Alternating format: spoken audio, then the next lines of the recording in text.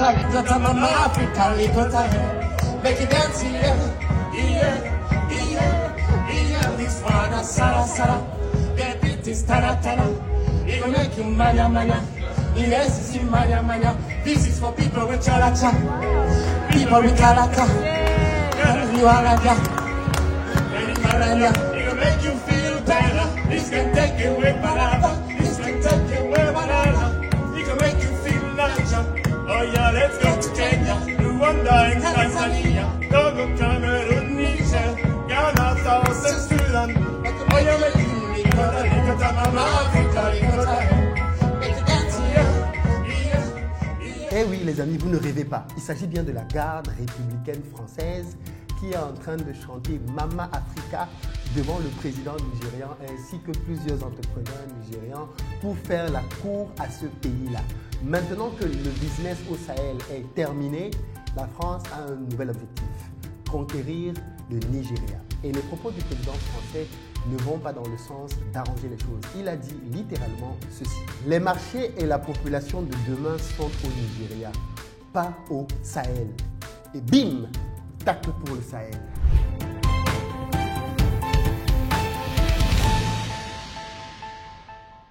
Salut à toi, bienvenue sur ma chaîne, moi c'est Philippe Simon et si je te parle de business, donc si ça t'intéresse, tu t'abonnes.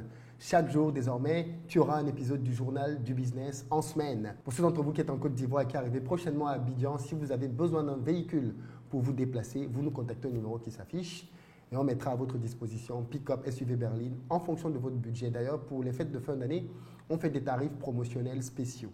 Si vous cherchez plutôt un appartement de bon standing, contactez-nous. Nous avons ce qu'il vous faut là aussi en plein centre-ville. Dans la barre de description, vous avez les liens pour réserver votre place. Et puis enfin, pour ceux d'entre vous qui veulent des maisons pour vous, pour votre famille, contactez-nous là aussi. On a plusieurs maisons à Benjarvier, la partie de 42 millions de francs CFA payable sur 2 ans. Je ne sais pas si vous êtes au courant les amis, mais la France a mis un cap désormais sur le Nigeria.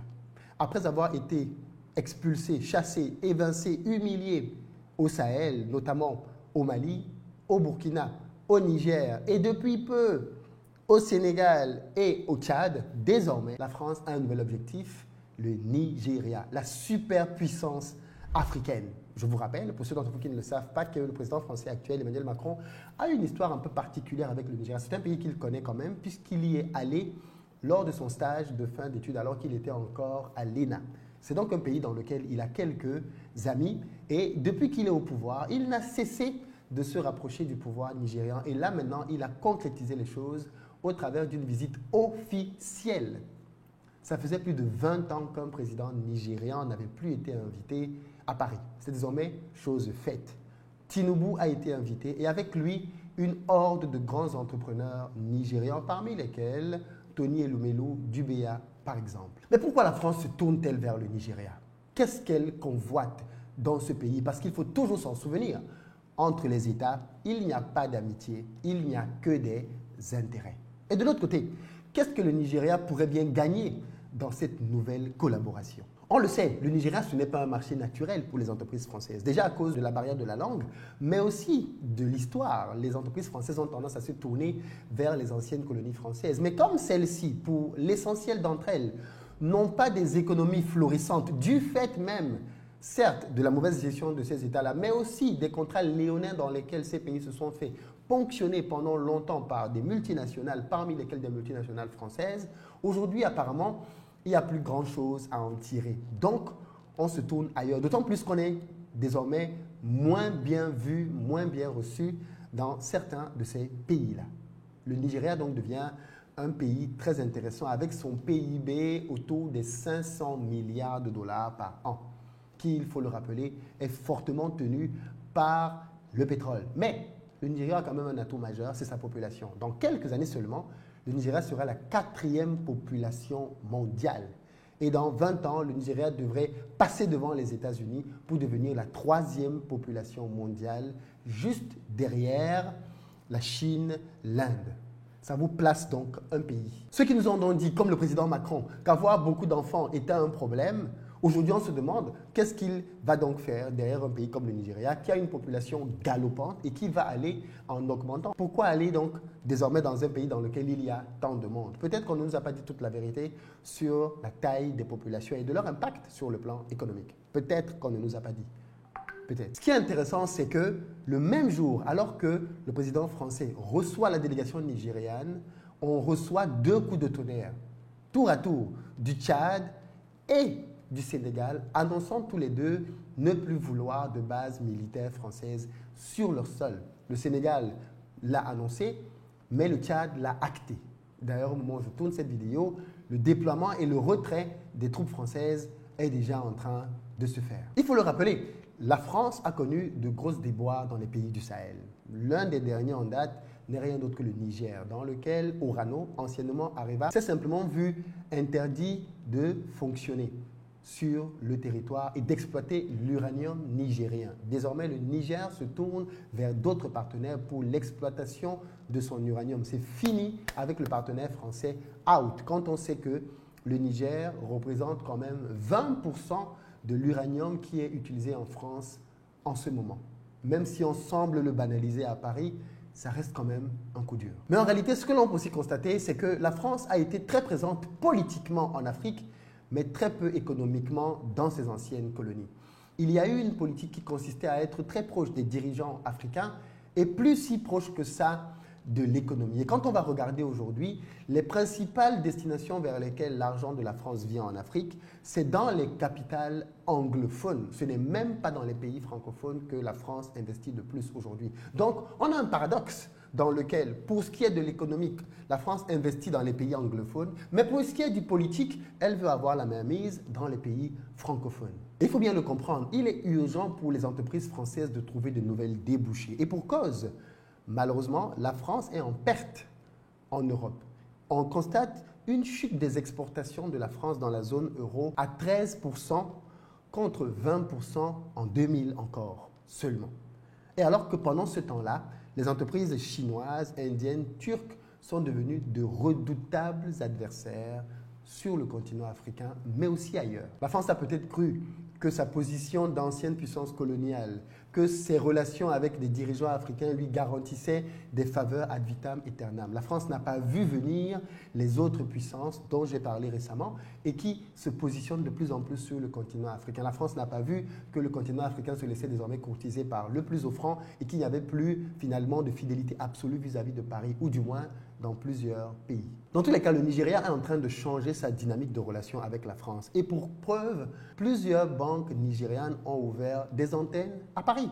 Vous savez que suite au Brexit, qui a coupé l'Angleterre de l'Europe, pour rester sur le marché européen, beaucoup ont fait de Paris le nouveau centre financier, ou du moins ont essayé, la France aussi a essayé de capitaliser sur le Brexit en essayant d'attirer au maximum vers elle des entreprises qui étaient déjà basées en Angleterre, dans la City notamment. Et bien, dans ce lot-là, des banques nigérianes sont venues s'installer à Paris. Ça permet de faire quand même une parenthèse pour que l'on voit bien la différence qu'il y a entre le Nigeria et les pays francophones. Nous sommes à plus de 60 ans d'indépendance. Citez-moi des banques africaines présentes en France.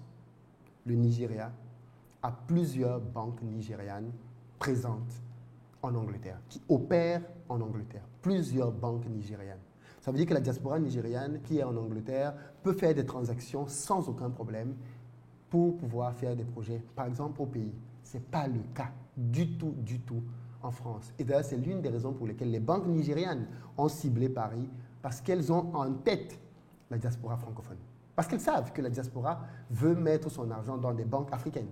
Et donc, cette cible-là a été clairement identifiée et c'est l'un des objectifs que les banques nigérianes ciblent en venant s'installer en France. C'est le cas notamment de Zenith Bank ou même de Access Bank. Et d'ailleurs, on apprend que Tony Elumelu, le CEO de UBA, a signé un accord avec le ministre français des Finances, Antoine Armand, avec pour but d'ouvrir une banque à part entière en France. Et il dit, nous voulons voir plus d'interaction entre les entreprises françaises et nigérianes. Nous voulons être le lien entre vous et l'Afrique. Les Nigérians ont compris le game. Ils ne sont pas venus en France simplement pour pouvoir manger quelques, je sais pas moi, quelques petites friandises qu'on leur a faites. Ils sont venus faire du business. Et ça tranche complètement avec l'idéologie que l'on a dans nos pays francophones. Dans nos pays francophones, la plupart de nos présidents ne marchent pas avec des hommes d'affaires. On dirait même que les hommes d'affaires représentent un problème. Et ceux même des hommes d'affaires avec lesquels ils peuvent marcher, quand ceux-là veulent même vraiment se déployer, on leur met des bâtons dans les roues. Au Nigeria, la logique est différente. On va avec les hommes d'affaires et ils font des vrais deals. Pas des petits deals, non. Les vrais costauds deals qui bénéficient au Nigeria et bien évidemment aux partenaires. La France a donc décidé de faire du Nigeria son gros hub d'investissement pour le futur. Et ça commence à se matérialiser très concrètement. Dans le delta du Niger, Schneider Electric et SPIE collaborent avec Flour Mills pour construire une usine de méthanol à 1,6 milliard de dollars destinée à produire de l'ammoniac pour les engrais. Ça, c'est local.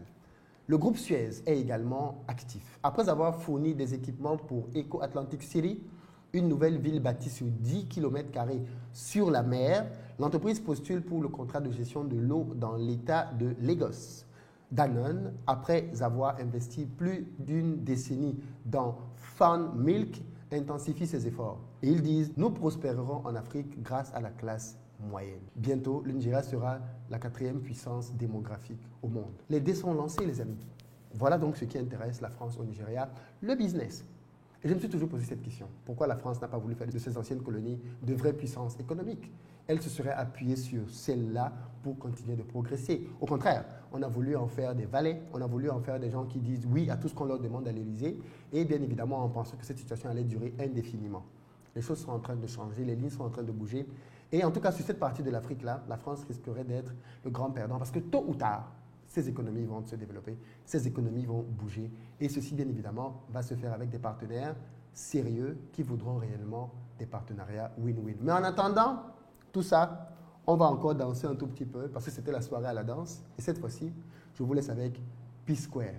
Testimony, money, money, money. I'm a testimony, testimony, my testimony. I don't chop, I don't testimony. I don't testimony. Hey, I'm a testimony, testimony, my testimony. I don't chop, I don't testimony. Hey, I don't testimony.